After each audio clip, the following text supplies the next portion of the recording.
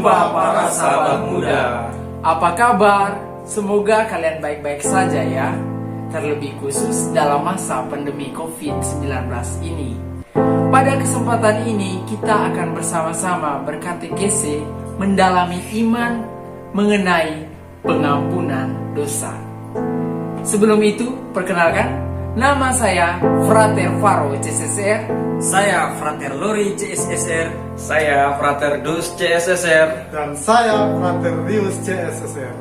Untuk itu, marilah kita mengawali pertemuan kita dengan sebuah lagu pembuka.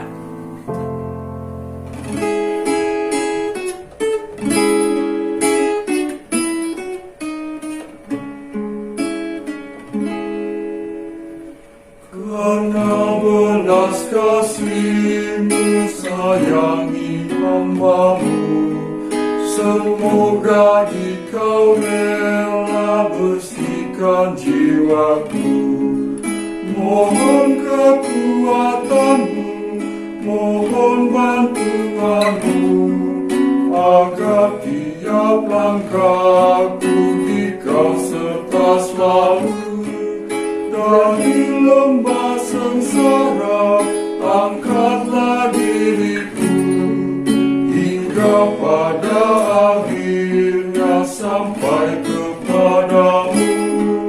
Karena belas kasih-Mu sayangi hamba-Mu, semoga Dikau rela bersihkan jiwaku.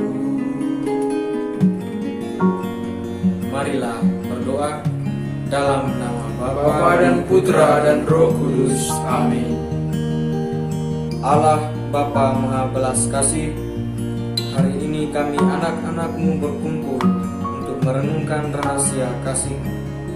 Kami mohon pencurahan Roh Kudus-Mu untuk menaungi kami, agar apapun yang kami dengarkan dan dalami saat ini dapat menjadi pedoman bagi kami untuk hidup seperti yang Engkau kehendaki.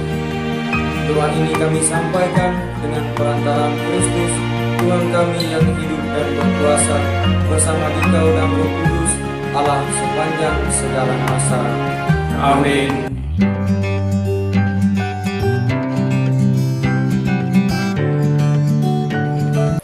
Selamat malam para kaum muda sekalian yang terkasih dalam Yesus Kristus. Tema katekese kita pada malam hari ini adalah pengampunan dosa. Untuk sampai ke dalam tema ini, kita harus mengetahui terlebih dahulu tentang apa itu dosa. Para kaum muda yang terkasih, setiap kita manusia tentu merindukan kebahagiaan dan keselamatan sejati pada akhir hidup kita nanti. Segala hal mesti kita perjuangkan untuk mencapai kerinduan tersebut. Namun perlu kita ingat, di dalam perjalanan kita untuk mencapai kerinduan tersebut, kita mempunyai banyak halangan. Salah satunya adalah dosa.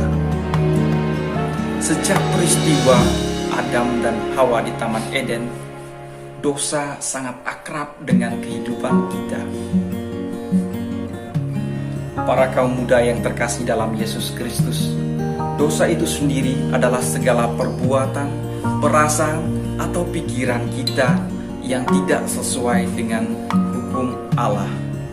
Segala tindakan kita, segala ucapan kita merupakan ukuran atau tolak ukur apakah kita berdosa atau tidak.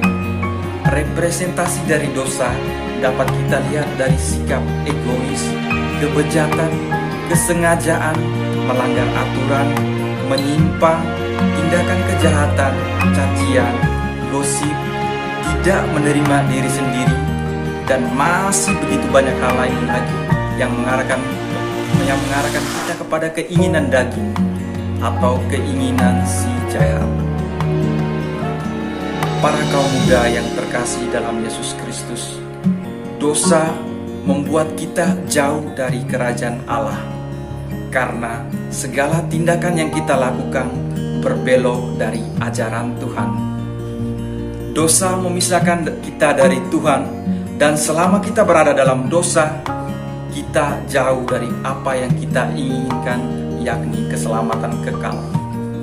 Oleh karena itu, para kaum muda yang terkasih, kita harus menghapuskan atau menghilangkan dosa yang ada dalam diri kita, agar kita dapat mencapai apa yang kita inginkan, apa yang kita harapkan, yakni kebahagiaan kekal pada akhir nanti.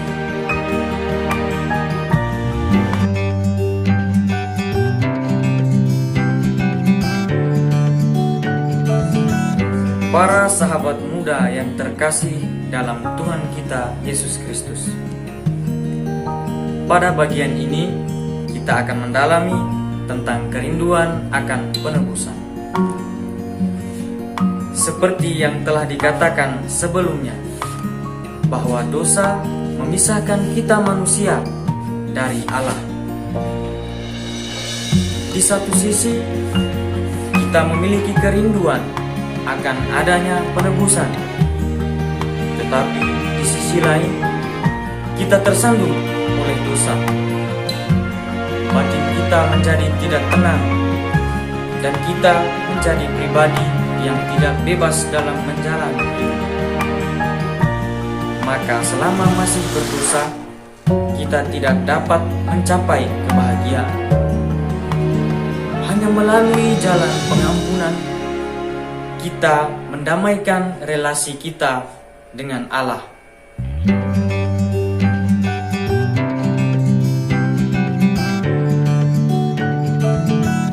Para sahabat muda yang terkasih dalam Kristus, pada bagian ketiga ini kita akan membahas tentang pengampunan tanpa batas.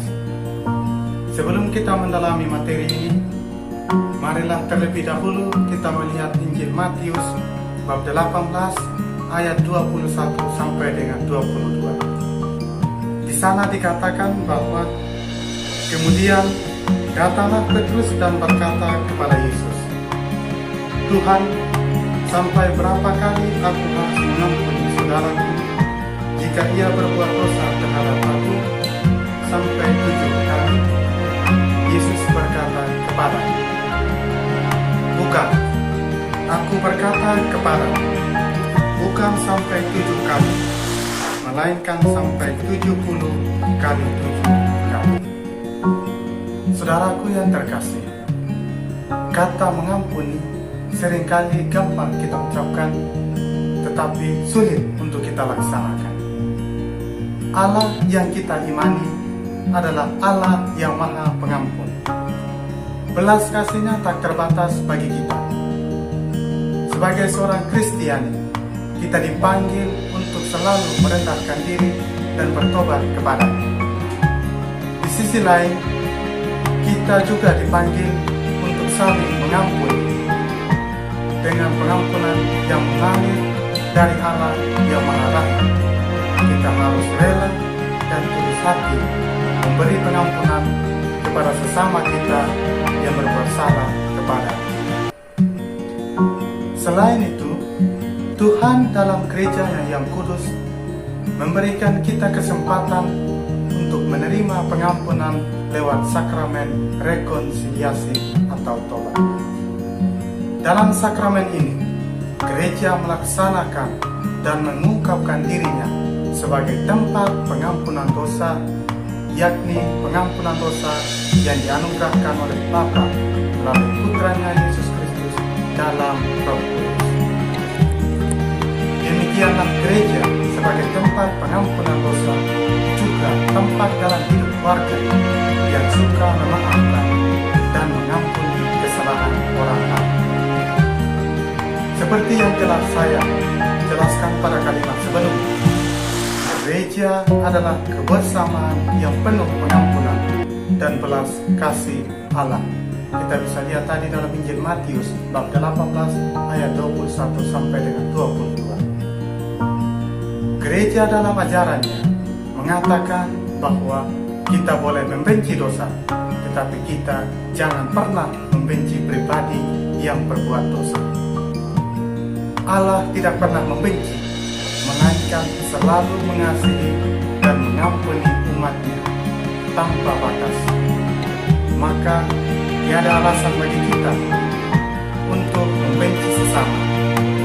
Benarlah kata-kata Paulus, Allah telah menunjukkan kasih-Nya kepada kita oleh karena Kristus telah mati untuk kita ketika kita masih berdosa. Roma bab 5 ayat 8. Salam saudara muda. Kita masuk pada bagian berikut mengenai perwujud nyataan tindakan mengampuni. Allah Bapa melalui Yesus Kristus dalam persekutuan dengan Roh Kudus telah memberikan pengampunan pada setiap orang yang sudah menyesali dosa dan bertobat. Melalui pertobatan, orang menyerahkan seluruh hidupnya kepada Allah. Penyerahan hidup berujung pada sikap hidup sehari-hari, perubahan diri dan berkomitmen untuk tidak berbuat dosa, memaafkan dan mengampuni kesalahan sesama merupakan syarat yang penting. Sikap-sikap inilah yang menampakkan kebahagiaan sejati. Bukankah setiap kita memiliki kewajiban untuk membagi kebahagiaan itu kepada sesama yang menderita karena dosa? Marilah kita sebagai orang muda Katolik bersama gereja mewujud nyatakan wajah kerahiman Allah yang selalu mengampuni, membawa kebahagiaan dan penyalur cinta kasih Allah tanpa batas kepada sesama di dalam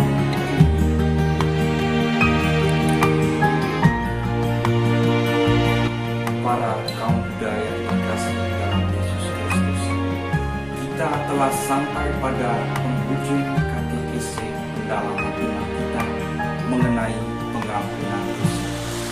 Semoga segala sesuatu yang telah kita bahas, telah kita terima pada kesempatan ini dapat kita resapi dan dapat kita wujud nyatakan dalam kehidupan kita.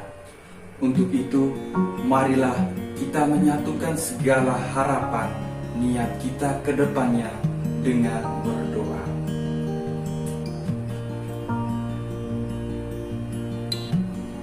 Allah Bapa yang Maha Rahim, kami bersyukur kepadamu atas pengampunan tanpa batas yang Kau anugerahkan kepada kami berkat jasa Yesus Kristus Putra. Kami menyadari bahwa dalam hidup ini kami sering melanggar perintah, melawan cinta kasih persaudaraan, bersikap acuh tak acuh, dan kurang berterima kasih. Tak jarang pula kami menyimpan dendam terhadap sesama yang bersalah kepada kami dan sulit untuk mengampuni. Ampunilah kami dan ajarilah kami untuk selalu mengampuni, sama seperti Engkau yang penuh belas kasih dan tanpa batas dalam mengampuni. Demi Yesus Kristus Tuhan kami. Amin. Semoga Tuhan memberkati kita, melindungi kita terhadap dosa, dan menghantar kita ke hidup yang kekal. Amin. Saudara-saudari terkasih, para kaum muda yang terkasih, dengan demikian katekese kita telah selesai. Syukur kepada Allah. Marilah pergi kita mewartakan pengampunan kepada sesama kita. Amin. Amin.